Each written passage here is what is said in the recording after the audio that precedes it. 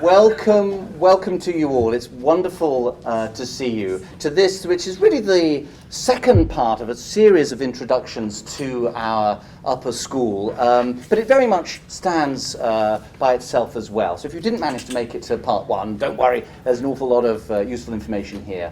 My name's Dr. Joe Board. I'm the head of the upper school here, starting last summer. And I'm delighted to welcome you here and to introduce you to the curricular offerings, the academic side of our wonderful upper school at Seacrest. So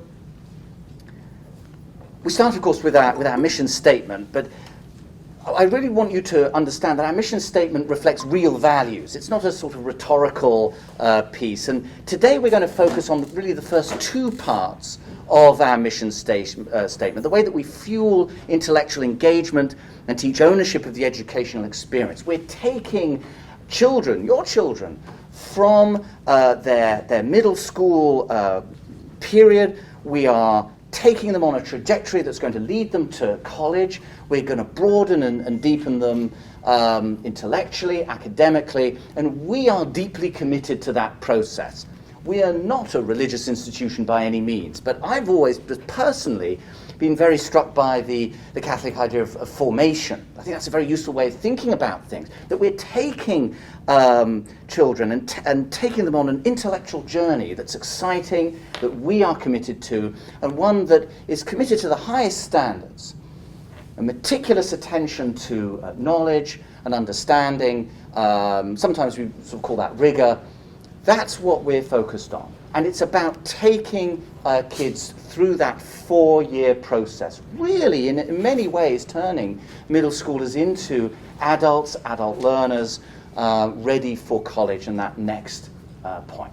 So that's our mission, that's what we're there to do. And to do that, we have a determinate, planned series of pathways.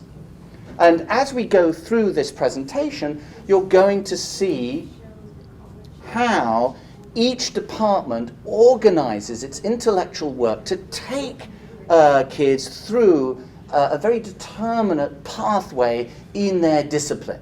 And we're going to delve into the mechanics of that. You're going to see how the courses fit together, a sense of, if you like, the scope and sequence of what we do, how everything fits almost like a jigsaw puzzle to build this picture of college preparation. Now, in order to do that, we have a wonderful faculty. And we also have a numerous faculty, actually, in relation to the number of kids. So the ratio that you see here, I was actually just going over this, we have about 28 faculty who are engaged either full or part-time in instruction. And that means that our ratios are really something like 5 or 6 to 1. That means we really can give individual attention to each child. Each child has a planned trajectory through the disciplines. And our faculty has an enormous array of experience. We have doctorates in education. My own PhD is from Cambridge in the United Kingdom, so there's a sort of a diversity of experiences that way. We have military veterans. You'll have sort of naval engineers teaching physics and engineering, that sort of thing. And we have a deep well of experience that we bring to bear. So what I really want to convey to you is that you are more than welcome to get in touch with subject specialists. There's a particular subject that you're very interested in. And you're actually going to meet some of our department chairs, well, pretty much all of our department chairs, actually. And so if you want to follow up a particular discipline or particular trajectory that we're going to present, then by all means do so. So we have small ratios allowing for truly individual attention through this trajectory, and very experienced and able faculty to help them do it. All right. So the ethos that we have is one of a ladder of excellence. All right. It takes time and attention to build excellence. We have to lay the foundations. We have to work with children. We have to cut with the grain of each student. and pay careful attention to where they are intellectually, and we sustain them. We have meetings every week. Every child is discussed. Every child is supported by the whole faculty team. And that's very important. We have, of course, our focus on the subject area disciplines, academic coursework, and we also, as part of this tailoring, want to honour student interests and passions. So we have independent studies, we have student-inspired course offerings, and that falls, I'm not going to go into it in a great deal of detail, but just to sort of notice it, that cuts very much with our philosophy of looking after the whole child, physically, socially, emotionally, and cognitively. So we have our supporting programs, guidance, especially college guidance, advisory, of course, and symposium, our general sort of discussion program that sort of frame and support the subject area disciplines. All right, now at this point I'm going to hand over to our esteemed Director of Curriculum, Dr. Staples. Dr. Staples, would you like to come up and talk a little bit more about the college prep trajectory? And you'll sort of see a little bit more about the mechanics. You have two handouts, and on the handout that has the list of college courses, if you flip the page back, you'll get to a sample. This is a sample 4-year plan. It's not real. It is actually a mock-up of what the courses available would be. So when you see the required courses, those are set in stone. But when you see the list of electives, those are all the possibilities that are available to freshmen. And then what we do is we figure out which ones are the most popular, and we run that set of electives. So those are kind of a dynamic feature that we have to our program. So you can see what happens in every single one of the grade levels. And you sit down with Mr. Schott, and you start with 9th grade, and you look at all the options, and you fill in a trajectory through your senior year. Remember that it's still a dynamic document, that it's not actually set in stone, and that each year when you meet, you can modify your trajectory. And sometimes kids, as you all know, change their minds. They think at first that they're going to be passionate about science or passionate about politics, or maybe they're going to become math geniuses and focus on math.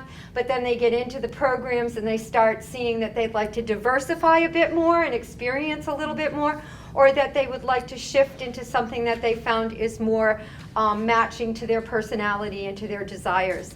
The core requirements are marked with X's. You can see the core requirements. You can also look at the bottom of the trajectory, and it tells you what the graduation requirements are for that building through 4 years of the program to get to graduation.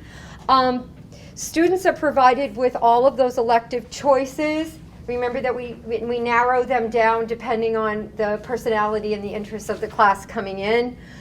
Planning happens in the spring. So planning starts in the next month or so, and then it evolves over time. Before students leave in the June, usually the month of June, they have their schedule for the next year. And they can look at their schedule, and then over the summer, if they find that they need to make changes, they can make changes to that. Students are allowed to add drop again in the fall. So if they get to the fall and their interests changed over the summer, which of course always happens, there are opportunities for them to add drop at that time. And then some of the courses that are offered are semester-long courses, and you see there are 0.5. Those 0.5 classes end in January and start again in January. So for quarters 1 and 2, that's semester 1, and then 3 and 4, semester 2. The students' career aspirations are taken into consideration and discussed all through their entire 4 years. And one of the things that's really interesting is the graduation requirements, which Miss Amy Fines is able to speak to.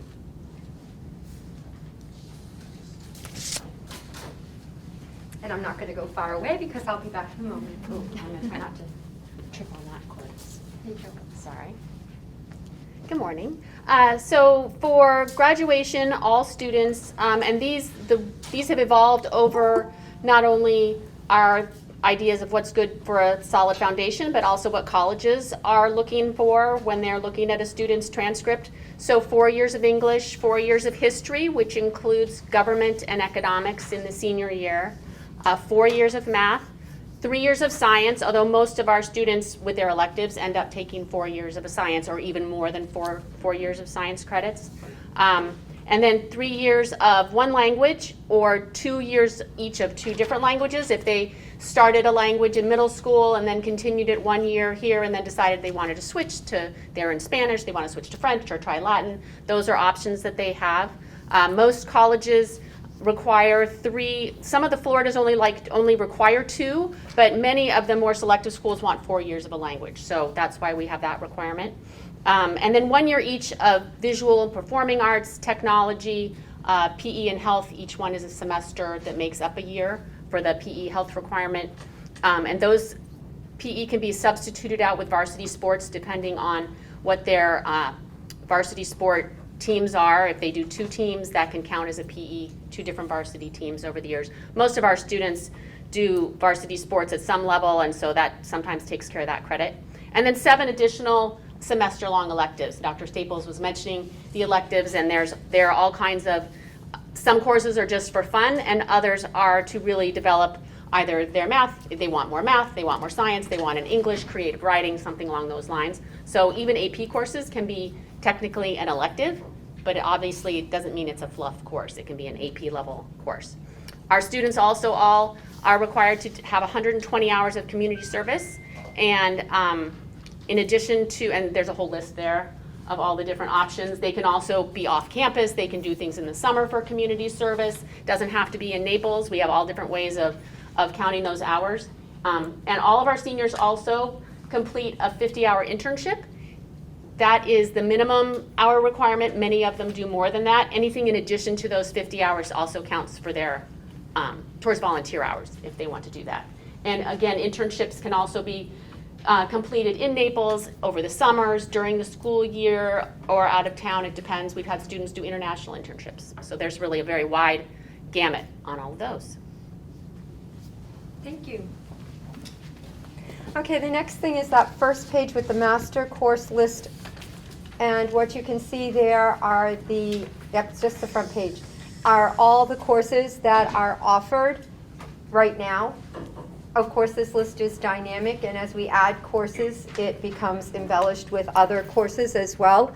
One of the things you need to notice is the stable flow, that every department starts out with those basic foundational courses that are required and all students participate in.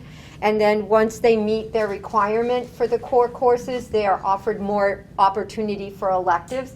So by the time they get to the senior year, they really can hone in on those areas that they're focused on. Maybe they're interested in law and they want to focus in on politics and government. Maybe they're interested in the medical profession and they want to get into anatomy and physiology and they want to take all of the genetics courses and all of the sciences. It just depends. If they're in the art department and they're developing their portfolio and refining their application portfolio for the colleges that they're pursuing, then that is where they would do that. So by the time they get to senior year, they have more opportunity to tailor their program to their specific wants and needs. One of the things you want to notice is that there are 2 meetings that you will be scheduled for. And one, you can speak to Mr. Howard Schott today if you would like to. The first one is this 4-year trajectory that we have shown you, and that meeting is with Mr. Schott. And the second one is a meeting with college counseling to get you started on the college planning experience. So 8th grade parents will be contacted by both of those organizations. The department, basically career counseling, is switching and will be introducing you to the new counselor. But Mr. Howard Schott is here today, and he's more than willing and able to set up appointments with you if you're interested in getting started with that process. Are there any questions so far? Are we good? Okay, the next one that we're actually going to talk about is the academic river and course offerings that we have. are basically subject area discipline coursework. So you're looking at working with the math department, the English department, and all those department chairs are going to present to you today. Then after you get past the required core classes, we have advanced placements, and you'll see denoted on that college sheet the AP for advanced placements. We offer a real diverse collection of advanced placements, and we also try to tailor experiences to the student interest. If they're interested in an AP that we don't offer, we try to make that possible for them. And the last one is the student-inspired coursework and programs. We really listen to our students. We like to say that we own our students and we understand who they are and what their interests are. And as we get to know them over the course of the 4 years, we find certain things that fascinate them, like the Sequest Aquatic Pond project that we have now that has been running for several years. And this year we added beekeeping because we have a student who has actually been pursuing beekeeping for 3 years. And this year she actually has her own group of students and is putting a hive on campus in the next week. But all of this is student-generated passions, and then they find a collective group of students who are also interested in their passions, and we can create an entire course for them. One of the courses that was created by a student, Madison Silk, years ago was the sustainability class. Runs the organic garden. That was a passion of a group of individuals in Madison's class, and she went to a semester school called Chirwonki and came back totally impassioned and wanting to do something positive for her school and for her fellow classmates, and that is where the origin of the Global Sustainability class came from. So you can see that we are definitely in tune with our student body. We really want to get to know them, and we want to help to foster their interests in their learning. If you look at the next slide, it's the core subject area flowcharts. And this is a flowchart for each department. So I'm going to introduce Mr. Selva Kumar, and he is going to speak to the math department flowchart. And once he's finished, we'll move right into the next subject area, and we'll go through all of the departments. Are there any questions? Are we good? Mr. Kumar?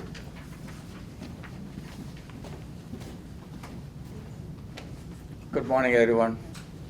So this is the math department course offerings. There are actually 2 tracks. This is track 1, and if you go past, that is going to be the one is for the STEM and the other one is for the regular track. Kind of self-explanatory, the flow chart. I hope this is big enough for you to see. Can you see? And just take like about a minute. So we start from Algebra 1. Usually the students would have completed Algebra 1 in grade 8. So when they come here, they either start from Algebra 2 or Geometry. And then this is the path. If they chose Algebra 2 in the freshman year, they will be going to Geometry in the sophomore year. Or here is the other way around. Then after that, we offer pre-calculus and AP statistics, AP Computer Science Principles, and from August 2022, we are planning to offer AP Java Programming. Currently, we have regular Java Programming, so we are planning to offer AP Java Programming, and this is the same course sequence. So this is the regular track, and for the STEM track, we are offering 2 more extra courses, AP Calculus AB and BC Calculus after. This will be, everything will be honors level in the STEM track. So pretty much we'll be offering 5 AP courses in the math department. Any questions? I'll be glad to answer your questions if you have any. How does a student determine which track they take? Is it by their passion or is it by their past performance? Is it by? Usually by both, because some students are really passionate about doing something. We would like them to try it first. And if they think that it is going to be too hard, maybe they can drop out. And but I have seen students pretty good. If they are passionate about something, especially for about Java programming, some students may not be good at math, but the students, if they like computers, they will be good at Java programming. So we will never know actually, unless they try, we will never know. So we would like the students to try. We will give them an opportunity. Any other questions? Thank you. You want me to move to the next slide? Magic tool that you have. There you go. Okay. Mr. Nick Pohl is the department chair for history, and he's going to speak to his department. And remember, you can contact any of these department chairs if you know that your student has a passion in any one of these areas to discuss this in more depth. So hi, I'm Nick Pohl. Many of you know my wife. She's pretty cool and has probably taught many of your kids already. So I'm the big leagues in the upper school. I have been department chair for 5 or 6 years now, and this is my 13th year at the school.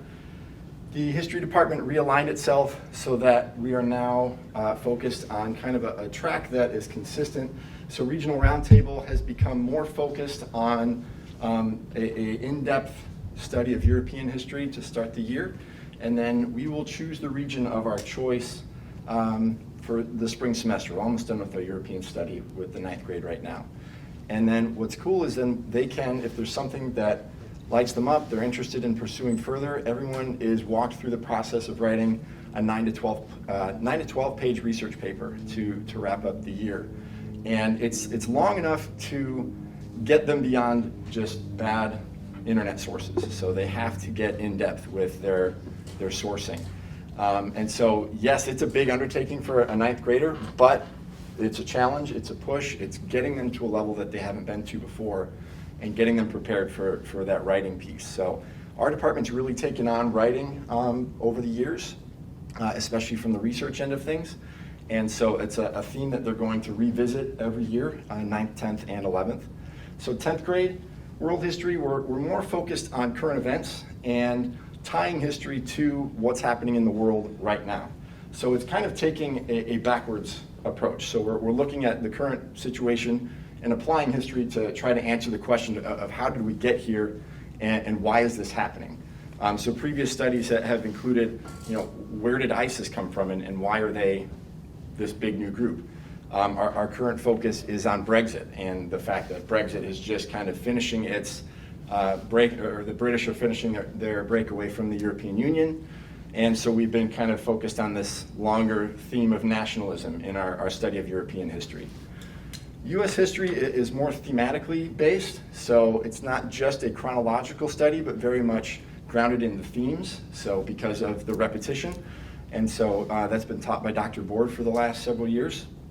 And so his focus has really been about noticing how there are various moments in our U.S. history that align and are consistent and similar.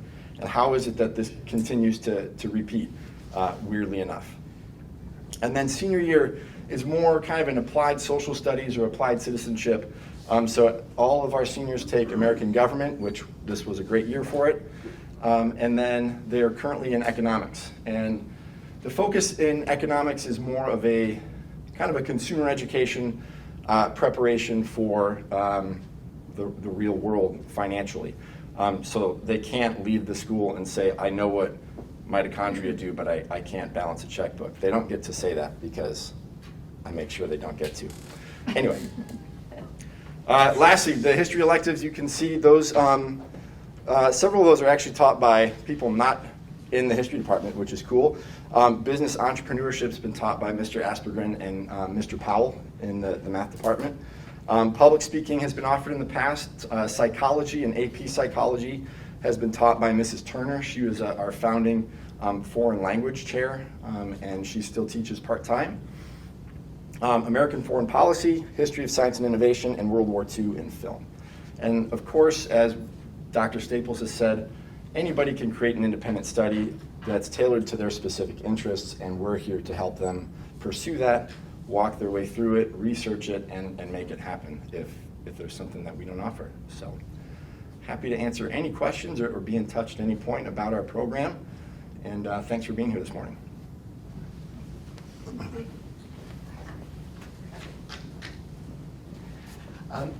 So now I'm delighted to introduce the chair of our English department, Dr. Mary Zobab.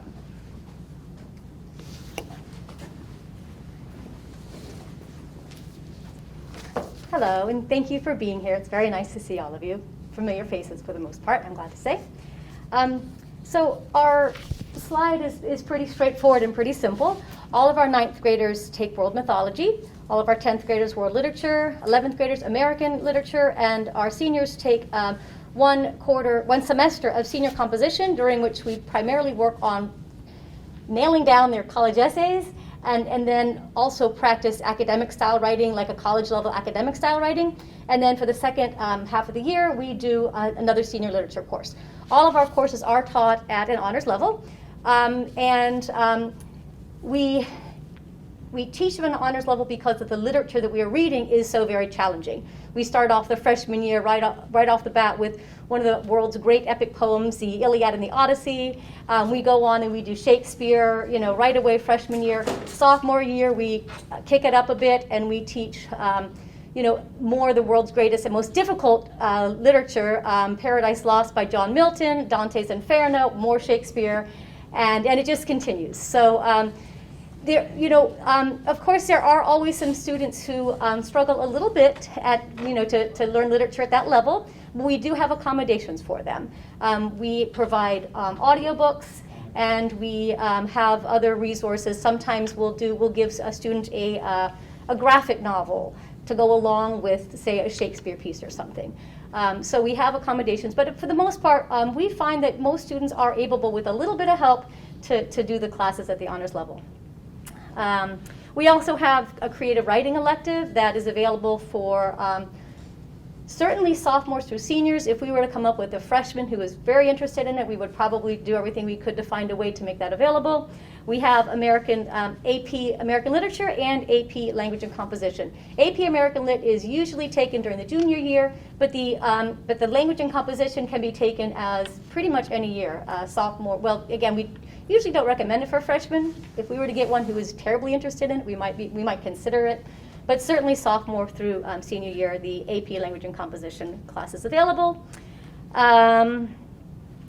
We take literature seriously as a social art. We read aloud, we read slowly, we read deeply, we read suspiciously. We believe that we're reading for knowledge, to understand the best thoughts of the greatest thinkers, and to relate them to our own lives. We believe very much in critical thinking and critical analysis. So, we're not going to be filling in the blank quizzes. You will never see a fill in the blank quiz from us. You will never see a multiple choice quiz from us that, at the best, that tests some sort of, surface level memory. All of our quizzes are given, the students have reading assignments almost every night. And then the first thing they do when they get to class the next morning is they have a quiz, and the quiz will provide direct quotations from the text. And then the students will have to provide the speaker, the context, and the significance of that specific quotation. So the kids know, you can spark note the book if you want, but you're not going to be able to nail that quiz. You might get by with a C-, at the best. And I figure, well, hey, they're doing something, so maybe they can take the C-.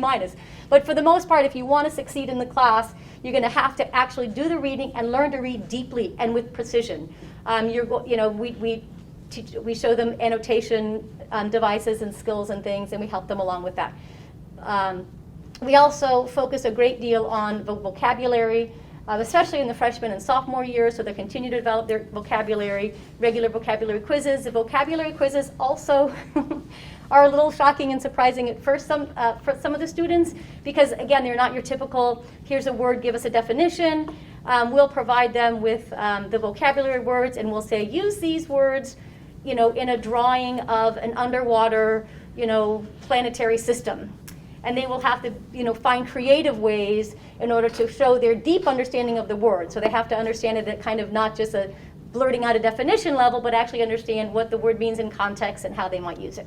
And again, we always have accommodations. So if we have a student who just freaks out and says, I can't do that, we'll bring them into it gradually. We'll allow them, we'll say, okay, so write the definition first, and then see if you can't find a way to work it into this other construction. But again, typically the students like the challenge. They like the quizzes. They have fun with it. Again, our goal is to get your children thinking analytically and deeply and critically and questioningly. And to be curious readers and engaged not only in the literature but also in the world around them. Any questions or make sense? All righty, thank you very much. Oh, that's not mine. And I can introduce myself.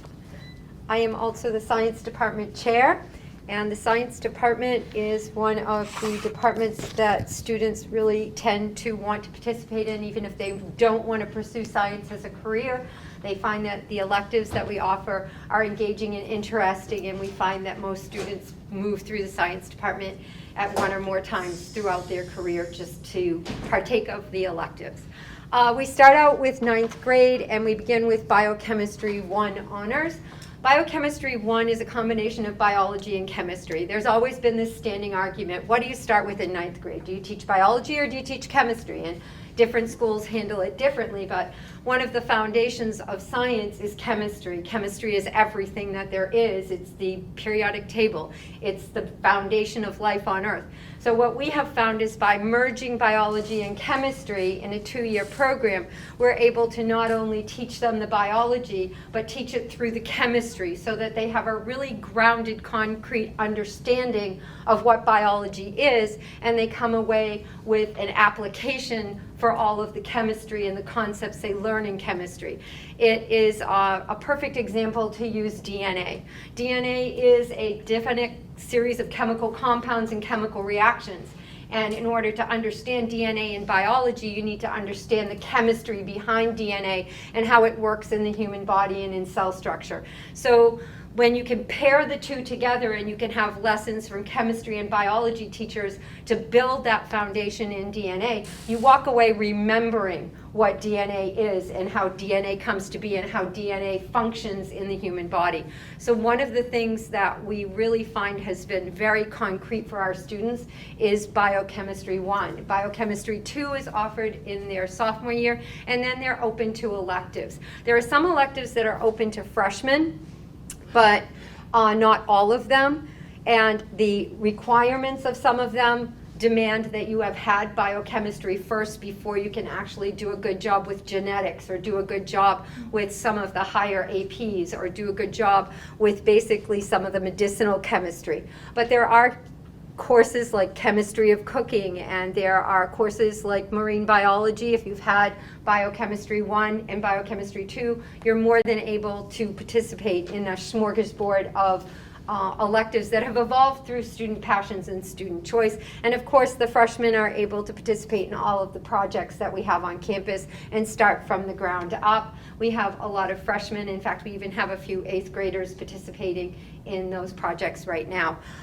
Once you get into an area, if you decide that chemistry is your focus, then you can follow chemistry all through all 4 years, and you can do more than one elective in your senior and your junior years. So you can actually do AP chemistry, and then you can do genetics, and then you can do anatomy and physiology. For those students interested in the biology track, you can actually do all of your biologies all the way through. So you can again go through and get all the way to your highest level biology, anatomy, and physiology. So you can approach the electives from different paths.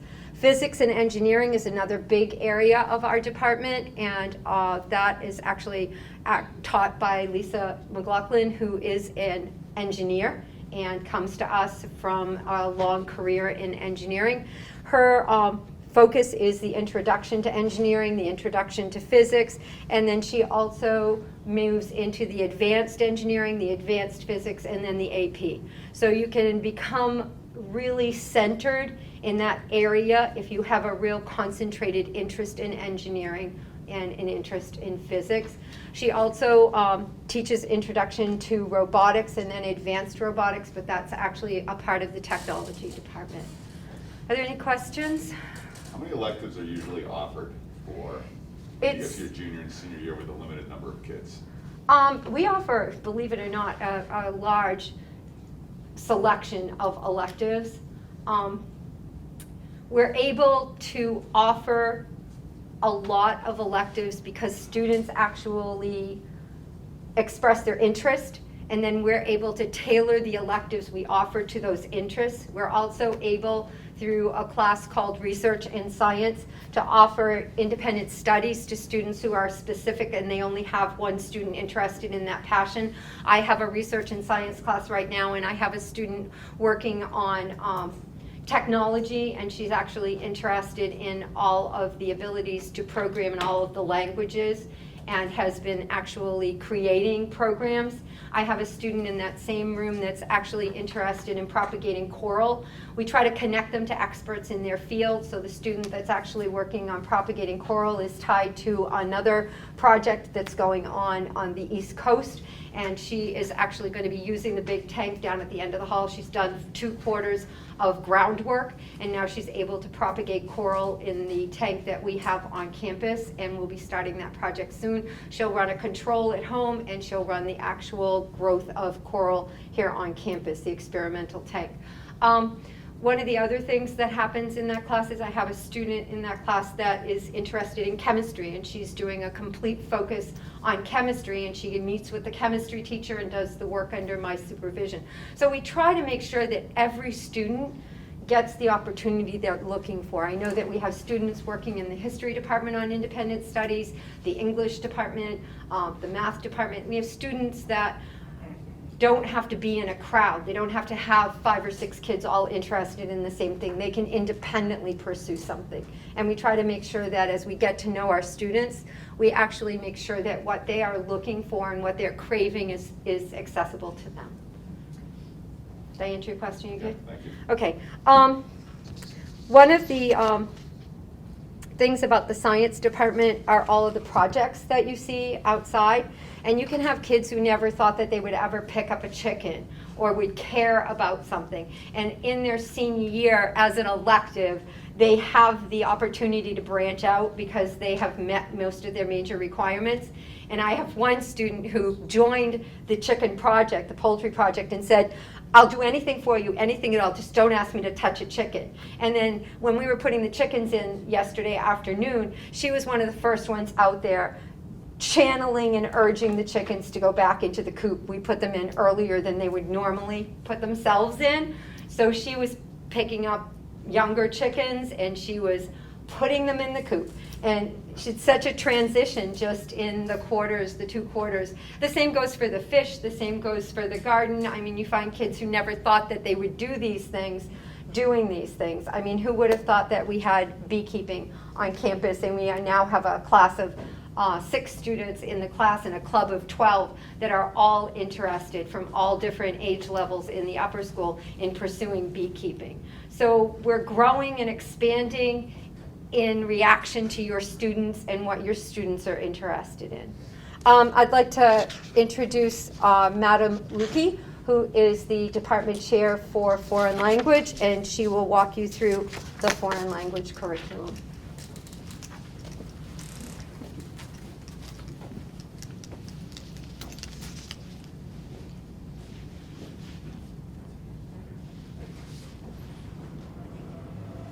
Should be the next one. Down or next? Either down or next. There we go. Okay. Technology, of course, I'm French. I don't know anything about technology, but that's okay because your students will know French and Spanish and Latin. So my name is Madame Luki. I'm from Paris. I've been teaching for 30 years, actually. Started in Detroit, and now I am so happy to be here in beautiful Florida. I work in very, very close collaboration with the College Board because I work a lot on the SAT French, on the AP French, and the National French Contest where I develop some questions for the College Board. Every year I also correct the AP, so I am a very specialist in the French AP, of course. And this is why it's very important that your students will be world citizens, and the foreign language are extremely important in the future world. As you know, they will not stay in Naples for the rest of their life. You know that. So we start Spanish actually at the lower school, all the way to 12th grade. We have 3 different teachers. And we start French in the 7th grade with me all the way to 12th grade. So it's really important that I have all your students all the way through, because I know exactly what they know from one class to another class. So just to give you a little example about French, because that's what I know the best, the middle school is French 1. When they arrive to upper school, you go to French 2, 3, 4, 5, AP, etc. So what do? Well, we talk a lot about the Francophone countries, in Spanish about the Hispanophone countries, of course, and we try to tell them what's going on in other countries. It's not based on language learning, grammar and conjugation. It's more about, how do you feel about your country? How do you feel about your culture? Let's see the difference about the different cultures. This is what's happening in France right now. So this is what we talk about. Then the vocabulary and the grammar will happen at the end, of the middle school. For instance, in 7th grade, we learn vocabulary. In 8th grade, we add, for instance, the word school. School, classroom, computer. 8th grade, I go to school. I have a computer. Do you have a computer? Yes, I do have a computer. So we start to communicate a bit more with verbs and vocabulary. When they arrive in 9th grade, that's going to be a bit more, different. We're going to talk about the present, the past. Did you have a computer yesterday? Did you bring a computer? Did you go to school with your friends at 8 o'clock in the morning? What kind of class do you have? So as you can see, I'm sorry, I have to put this on. It's hard for me to breathe with that thing. So as you can see, we are building up the conversation skills.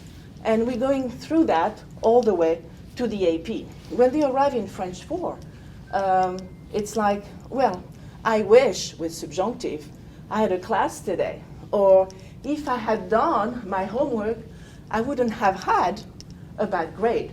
So we're going in the conditional and the past conditional and all those wonderful things that they need to learn for the AP. So the AP has actually 6 themes. It's about everything. Global challenges, imagine that. Science and technology, contemporary life, personal and public identities, families and communities, beauty and aesthetic. So the students will need to learn about all this in the Francophone world, not only in France, but also in Africa or in Canada. And they will have to write, to speak about it, to read, and to write, speak, there's 4. Comprehend. So this is the basic of the AP French that we are working with them. Do you have any question? And same thing in Spanish. I'm sorry, I'm talking about French, but we do the same thing in Spanish. Is it the same Spanish teacher from middle school to high school? Yes, we have. We are all natives, so we have 2 one in the lower school, 1 in the middle school, and 1 in the upper school. So where you do middle and upper, it's somebody different in middle and different in upper for Spanish? I don't think it's different. There is a continuation also, but it's different teachers. I'm sorry, I did not understand the question. It's a different teacher. It's a different teacher, Yeah, yes. Yeah, because we have more students in Spanish than we have in French so far. But we are all natives, which is absolutely wonderful. Do you have any questions? No? C'est bon? Merci. Au revoir.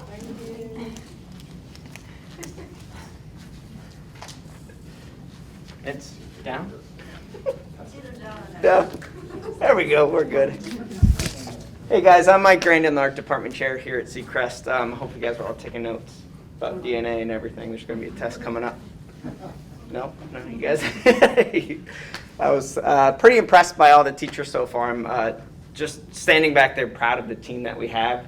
And speaking of team, the art department team that we have, if you guys don't know them, I would encourage you guys to get to know Ralph Crummins. He's our new theater and vocal teacher here for the upper school. We have Tate Fessenden, which is our instrumental and band teacher.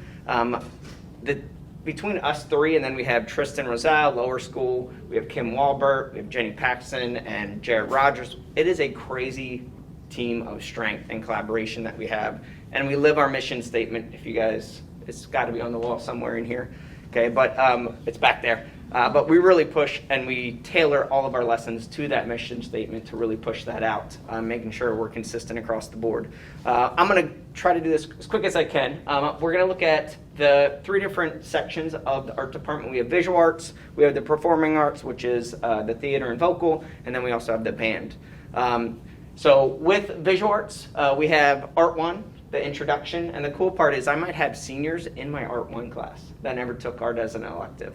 So it's such an interesting mix. I got Mr. Timmerman over there substituting for me right now, and he just texted me when I was back there. He's like, this is such a cool class, because I experienced from 9th grade all the way up to seniors sometimes in one class, and the dynamic is just incredible because we all just feed off of each other and we're all at different levels, and that is amazing. I know that can be intimidating and scary at sometimes to some people, but I definitely feed off of that.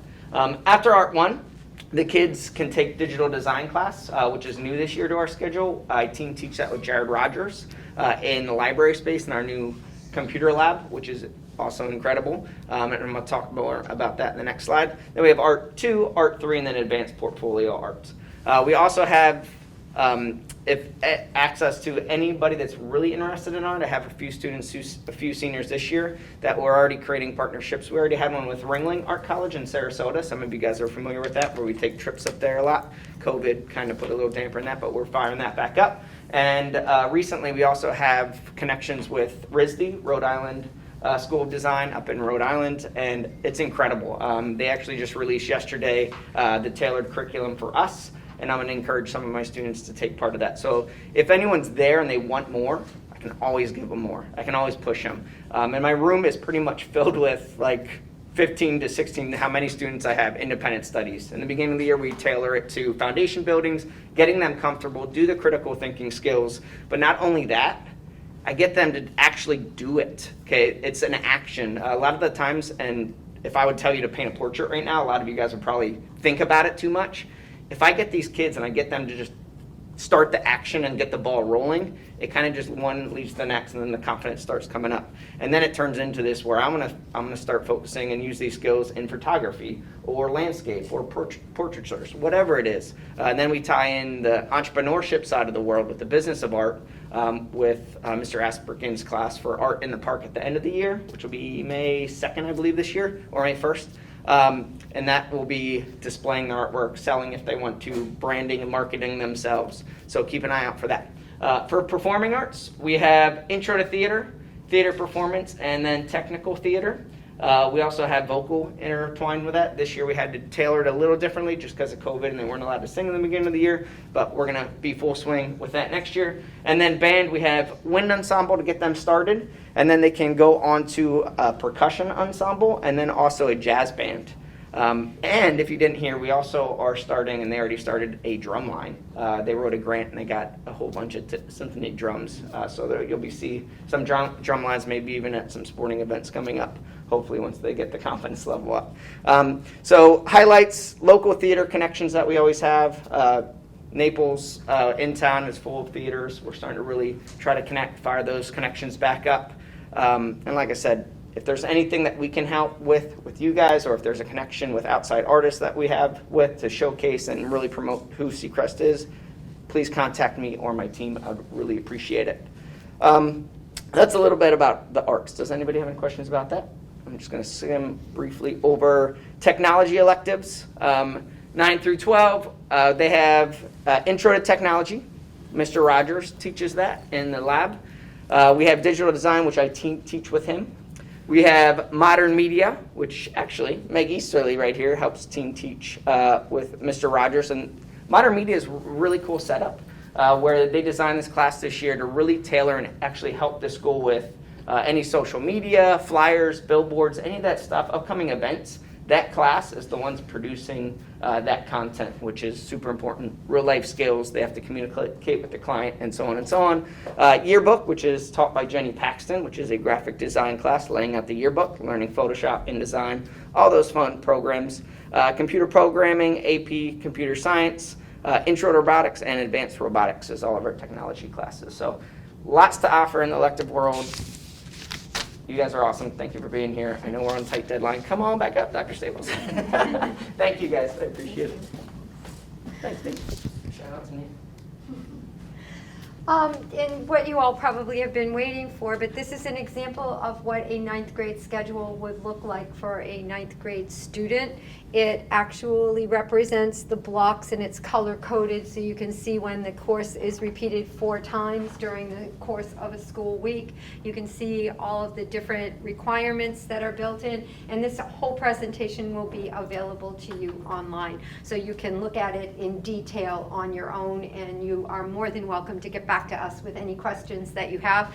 In order for you to see the transition, we also are providing a 12th grade schedule of a student, and you can see where the requirements in this have been met, and this student has actually worked their way up through that ladder of excellence to get to those upper level classes and to pursue electives that are what the student feels will benefit that student in their future. And so this student here has elected to take some higher level maths, AP Calculus AB. You can see that this student here is also pursuing a love of history in the art of war and is working on economics, is taking digital design, psychology honors, senior literature. You can see the development of that student that started out as that freshman and moved up. And then you have a sample syllabus from, I just put mine on there because I figured if you had questions, I would probably be able to answer them about my own, but I'm not sure how I would react to questions about somebody else's. So you're welcome to go through that syllabus. One of the things about our syllabi is that they have a few common areas. They have the homework area, which is common, and they have a standard of excellence, performance standard at the beginning of every single syllabi. They are all actually created at a template, so those pieces are expectations that the upper school has determined that we want to pursue and we want to promote for all of our students, and they're called the student high performance expectations, and you can go through those on your own. Are there any questions about that? Then I'd like to move into the college counseling piece, and Mrs. Amy Fines is going to come up again and speak to college counseling, which remember that the academic program and the college counseling program partner together to move that student towards their destination and what they feel is their interest in career.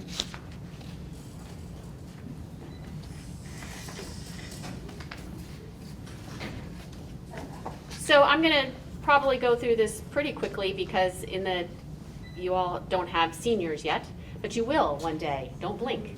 I've had 4 children graduate from Seacrest, and it goes like that.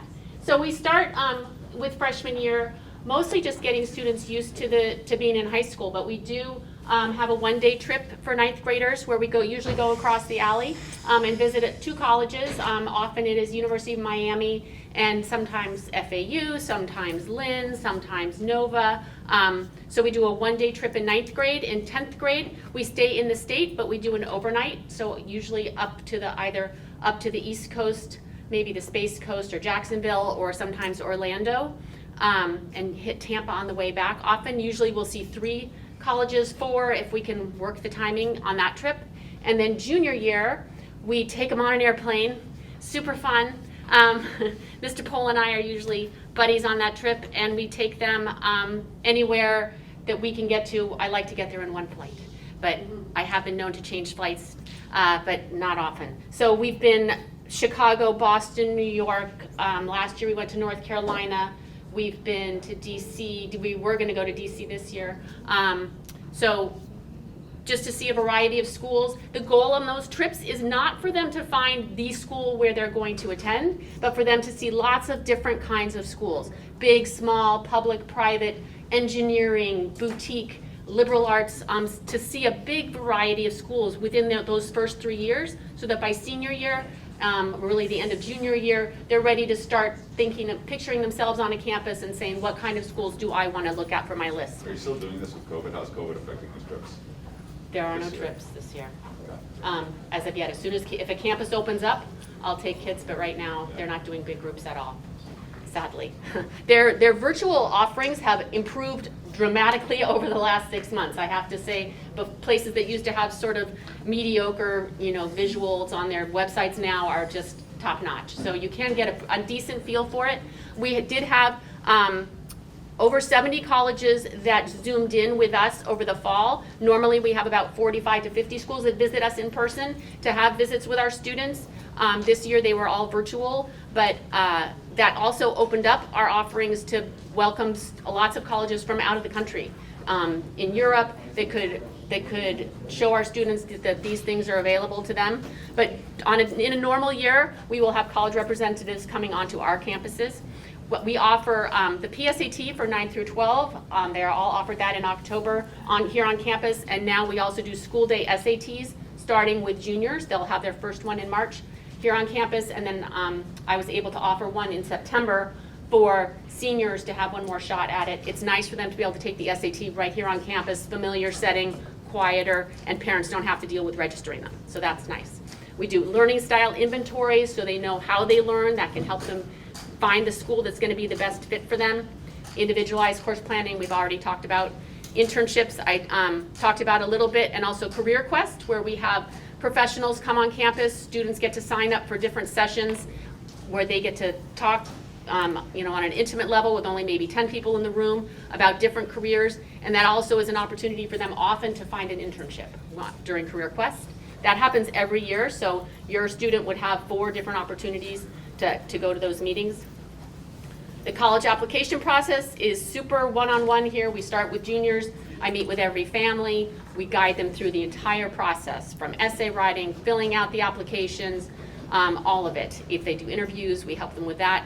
So it's very, very hands-on here and integrated into our curriculum. I'm not sure, is this link gonna work? This is just gonna show you that you can get to our college counseling page on the website.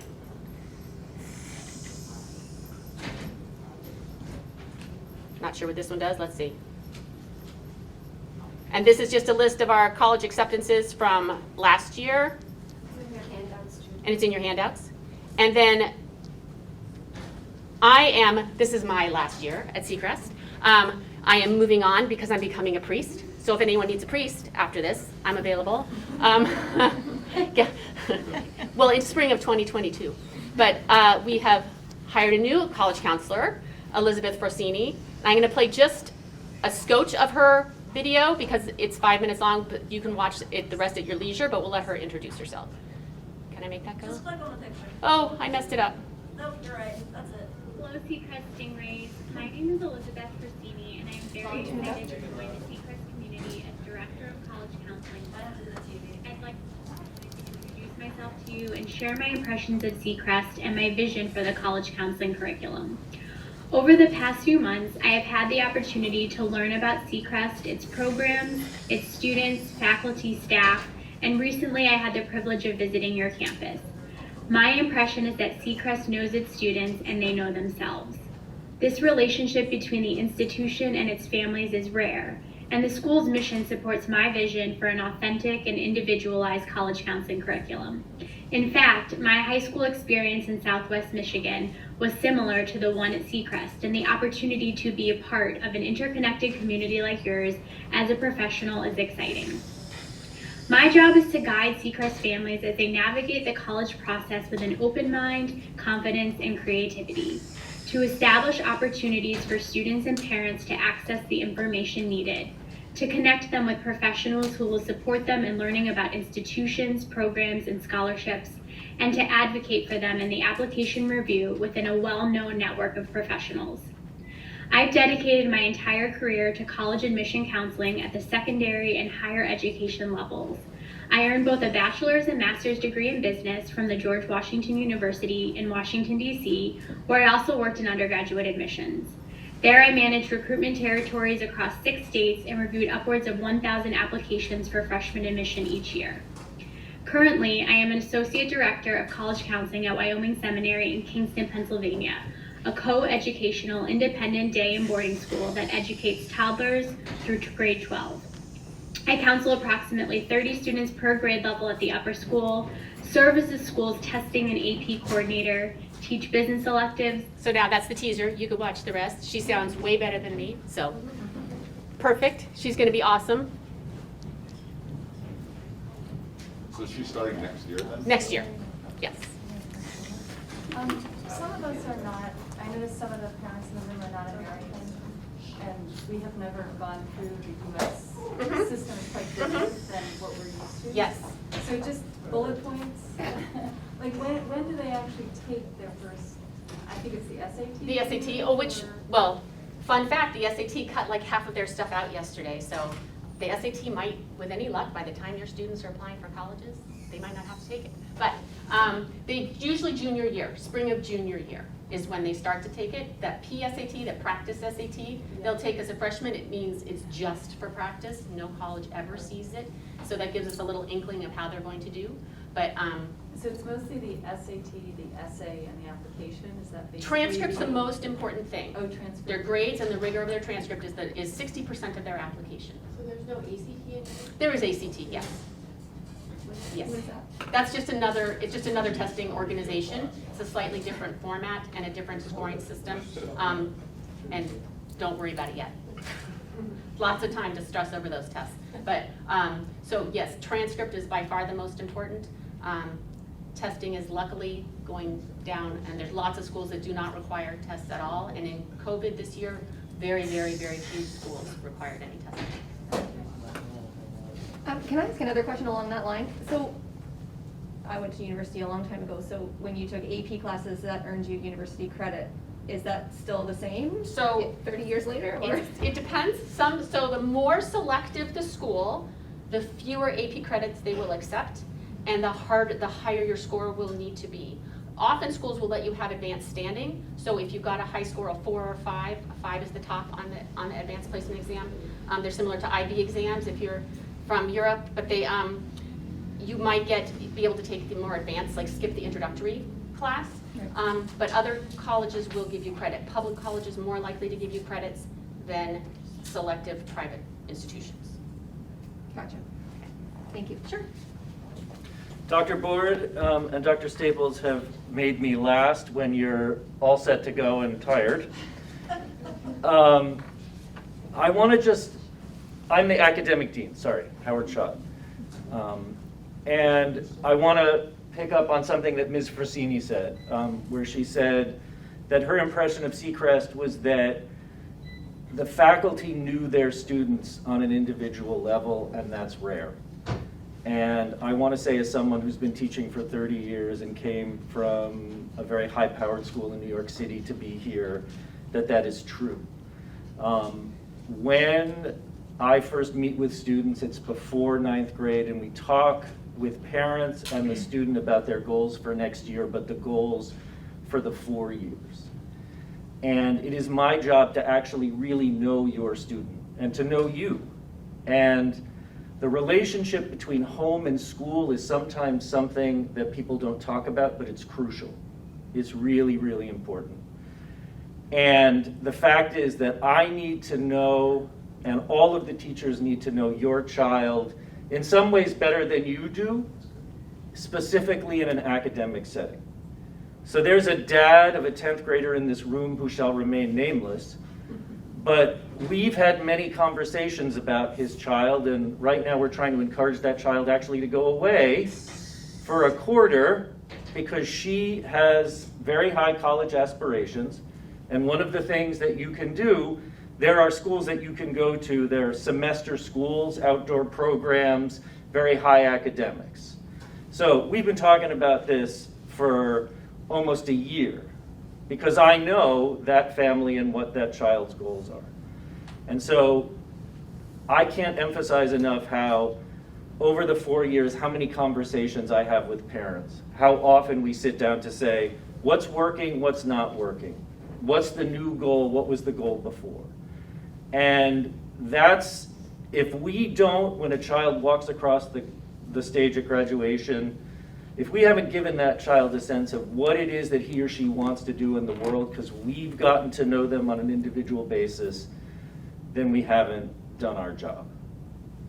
And so again, I think I want to conclude with, we take the relationship between the teachers and the staff here and you, that's just as important as the academics and the extracurriculars and all of those other things. So, Dr. Board, do you want to close? All right, thank you, Mr. Schott. So thank you very much for giving us your time. It works. It does work. We have a distinguished record of getting our kids into college. We've been doing this for a rather long time, and we know what we're doing. Thank you very much for giving us your attention. We are here. We are at your disposal. Mr. Schott, particularly if you're interested in discussing maybe the detail of sort of how to transition from the current middle school program over to the upper school, sort of seeing how that jigsaw puzzle fits. We're here. And I do hope that you now have a good sense of the trajectory, the journey, both at the school level and at the level of each discipline that we endeavour to take your children along. So thank you very much indeed. Thank you.